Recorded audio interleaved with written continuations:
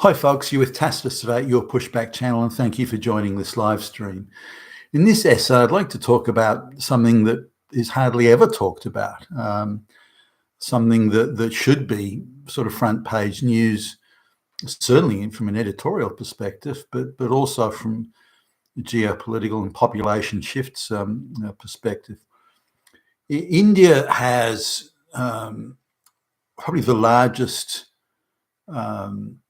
amount of young people in a between the ages of say 18 and early 30s, has the largest number of the bubble of population than anywhere in the world, and I would argue from anywhere in human history. There has never been such a massive population bubble within just one race of people on one continent. Now, in India, depending on whose numbers you look at, in that age group, sort of 18 to early 30s, there's around a quarter of the population of India is just in that age group.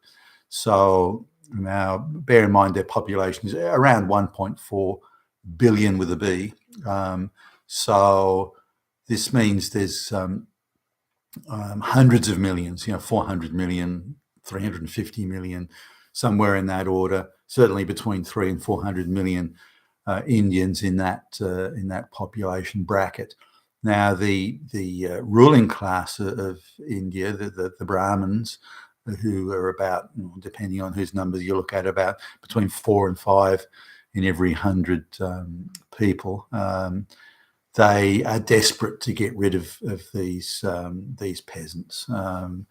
They just want to push them out into anywhere and everywhere, and the West, the globalists, the globalist goons, they want to get their hands on millions and millions of these surplus population peasants. That's what they are. They're nothing. They're just surplus population, and the globalists want to bring out all this cheap peasant labor and all these consumers to the West. So, and this is part of the globalist gig to increase the critical mass of people in the West who are forced to consume the basics of life that are all supplied under monopoly conditions by the globalists.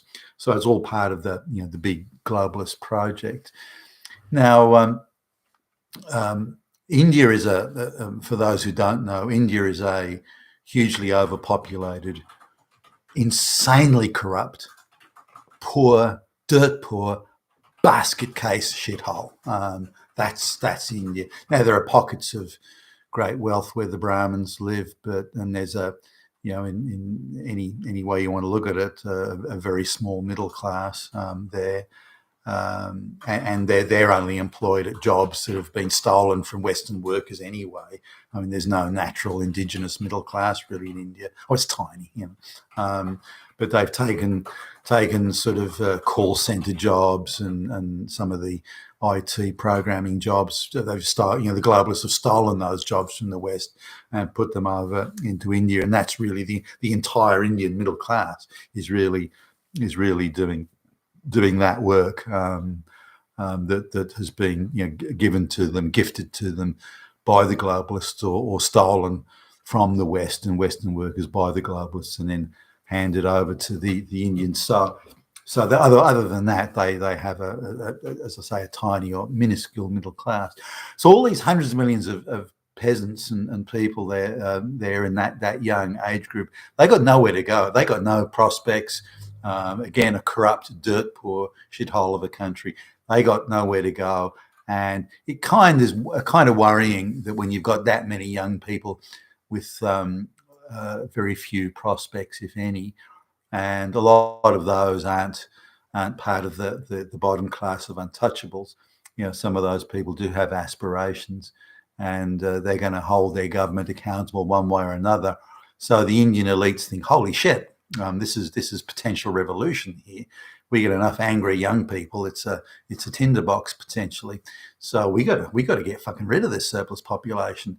So we got to make free trade deals with idiots, globalist little cocksuckers like Boris Johnson, Boris Johnson is going to say, well, if you buy our shit, we'll take your surplus population. And they'll do it through straight immigration. Then they'll do family reunions or chain migration, as the Americans call it.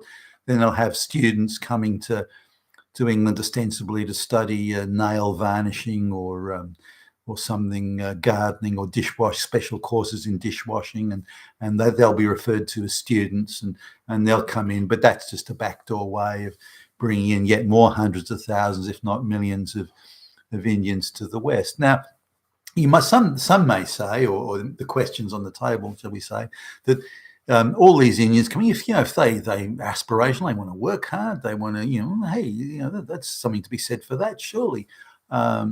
Maybe we should think about this. Okay, well, let's go down that path. Let's explore that possibility. Now, the Indians, when you bring them out en masse, they will never integrate into the local population. They will remain and want to remain and insist on remaining genetically pure with their own culture. They want to do business only with each other and each other's businesses. Only with great reluctance and sufferance will they do business with the white folks. They they have this terrible chip on their shoulder, the Indians. I don't know where it comes from, but where they believe themselves to be morally and spiritually superior to the West, and they're fed all this propaganda that they're an incredibly rich country, just a land of milk and honey. Just everybody played harps and sang and exchanged flowers. The beauty and the harmony and the wonder of the place, the riches. The River Ganges was gold. Just was the River Ganges. So they're fed all this propaganda. So the reason that India's poor and the white West is rich is because it was all stolen from India. That's it. It's all stolen, every bit of it.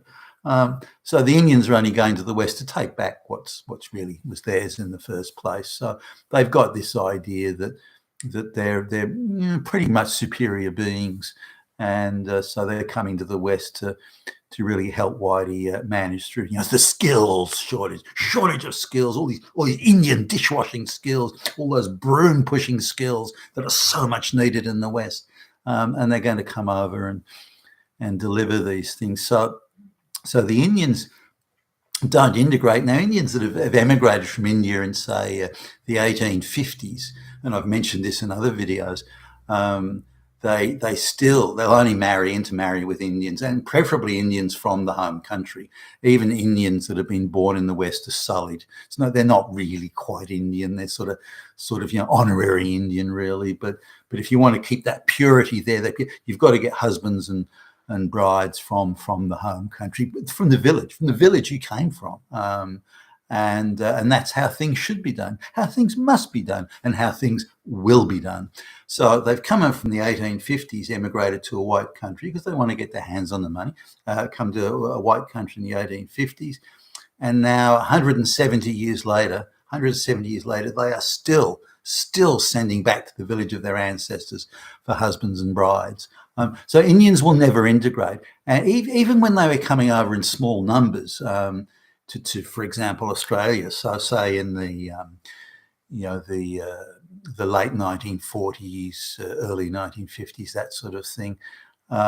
Even when they come over in small numbers, so that they'd be the only Indians in the suburb, for example. That they weren't coming over with masses of relatives and cousins and everything like that. They still wouldn't integrate. They would go to extreme lengths to only hang around with their own kind, and they would, if they could find 20 kilometers away another Indian family somewhere, then they would associate only with them and not with the white people. Even when they've been through the school system where they may be the only Indian in the class or the only Indian in the school, they still don't integrate. So the integration possibilities of Indians is about zero, or maybe 1 in 10,000 or 1 in 1,000 or something, but infinitesimally small.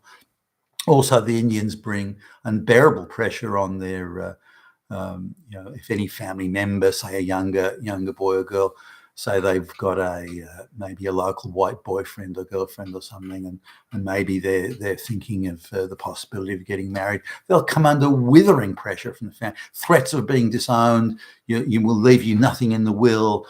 You won't be welcome in this house at all. None of the relatives will speak to you. None of our friends. You'll be outcast. You'll be disowned by the entire community if you do this. And of course, most people, and Indians are no different, most people will buckle under that sort of pressure, and so they dutifully get a husband or bride from the home country, and that's the end of it. Often that they have arranged marriages, betrothals, when children are 1 or 2 years old. So they don't fit into the local community. I mean, they're happy to take white people's money, but they don't really want to give anything back in return. And they, even you see in Australia, they only want to buy houses from Indian real estate agents and the other Indians. They try desperately hard to keep the money that they spend within their community. The money they take is from whitey, but the money they spend is amongst each other and keeping it within the family. Now, on top of that, when Indians come over because they come from large families, come to the West, then they are often, in fact, most of the time, permitted to do this family reunion thing. So then you get, aunts, uncles, cousins, second cousins, third cousins. One person getting citizenship in the West can mean 30 people come out and none, very few of these, if any, have any skills at all, or the chance of acquiring them. So Indians don't fit in. They don't want to fit in economically. They don't want to fit in socially and within the wider sort of socio-economic sphere. So what do they bring to the West? I mean, cheap labour, you say? Well, they say, they're brilliant computer programmers. No, they're not. I mean, maybe there are some brilliant ones. On the balance of probability, there must be some. But I've hired a lot of these programmers. Was a VP for a company that pretty much insisted that they wanted the cheaper Indian labour, and so I was kind of heavied by the board of directors to hire them. And I said to the board, look, we've hired a few. They're just they're not very good, and the Brahmins think they're gods and think they shouldn't be accountable, and their social sort of status should make them beyond questioning or having any expectation of productivity from them. And the people further down the food chain, they've got bullshit degrees that in computer science you wouldn't even pass first year high school programming in Australia. And so that if there were any brilliant ones, then I never met any. I met ones that were erudite and intellectually sophisticated in that Brahmin sort of, we're masters of the universe sort of thing. I've met them, and some of them are quite pleasant, and I do enjoy talking to some of them, and musing over the philosophy of the universe and so on. It kind of has its entertaining moments, but in terms of their work value of doing the job and doing it well and being motivated and focused on doing the job and doing it well, then I haven't met a single one yet, not one. And I've met and employed quite a few. So you'd think just on the balance of probability, I would have met one or two or so, three or something, but I've met none. So in terms of their commercial work value, then if they've got any, it certainly escaped me. Maybe I just had a bad run. Maybe the ones that I met, only the ones that I didn't meet are brilliant. Maybe that was it. But I don't think so. So I don't see what benefit the Indians bring to the Western economy at all. Or all they bring is their corrupt habits, and boy, have they got those. All they bring is their corrupt habits and their snotty chip on shoulder attitude. That's the only export you get out of India. So I don't know what the benefit would be. But with this huge population bubble in India, this massive volcano that's about to explode across the West, where Boris Johnson, the Australian Prime Minister, goes rushing off to India and says it's a free trade deal. What, a free trade with a dirt poor basket case corrupt country? What's he talking about, free trade? What bullshit. All he's talking about is we'll take as much of your surplus population as we can if you'll buy our shit, iron ore or coal or whatever it might be. There's no free trade in that. That's bullshit. It's just a bullshit way of taking India's surplus population. Now, what's it going to achieve for the people already in the West? Well, nothing. Nothing. It's going to make our standard of living less. It's going to make our societies, less cohesive. It's going to mean that there's going to be more race and gender quotas for black and brown peasants and black and brown women and so on, where white people will be actively discriminated against, so these people can be given jobs in government and the big multinationals and so on. So it achieves nothing for them. It's a total loss for the local people here. The only ones that'll benefit will be the 1 in 300, 1 in 400 globalist folks who are the ones behind this and the ones pushing for it. It's outrageous when you look at how Boris Johnson, Prime Minister of the British people, the English people, was running over to India and on his knees, gobbling and gagging to take as many Indian peasants as they possibly can. I mean, he's obviously operating under globalist instruction. I mean, he's no sane person would go down this path. But so he was told to do it, and he did it. But did he ever think, well, let's have a referendum, see what the British people want? It would get absolutely slaughtered in a referendum, and they know that, and the globalists know it, which is why they're so keen and eager to get rid of democracy and the power of the vote. But there you go. This should be being talked about all over the news. What is going to happen with this massive Indian population bubble volcano, because something has to happen with it, and what and who else is going to have to take the pain for the Indian government's inability to control local procreation. You've been with Tacitus today at your Pushback channel, and thank you for listening.